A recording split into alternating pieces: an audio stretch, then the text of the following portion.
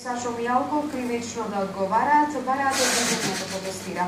Типото барање го има со флаери на кој пишува "Не го пуштајте да избега од државата, се бара жив и со парите".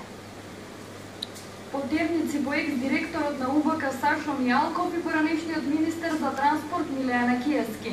Вака граѓанското движење протестиран вчера символично го блокираше делот за полетување на Скопскиот аеродром. Со тоа велат активистите сакале да потсетат дека не е доволна само политичка одговорност со поднесувањето оставки.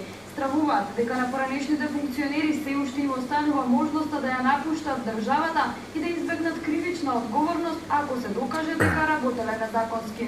Господинот Јанакиевски и господин Мијалков со тоа што дадоа оставка на некаков начин се слободни во било кој момент да ја напуштат државата. А ние сметаме дека според она за што се сомничат е многу важно да се спроведе правна постапка, кривична постапка и ако се докаже дека покреле тоа да го вратат назад на државата.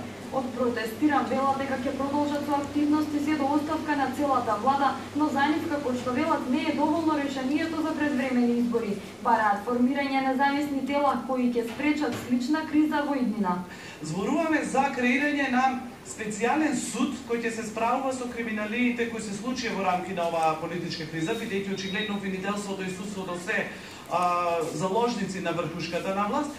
Пред се тука треба да видиме како ќе се развијат модели за вклучување на граѓаните во тие процедури на овозможување на околина и како за крај ќе се развие контрола, граѓанска независна контрола на идната влада што некој на некои избори ќе биде избрана.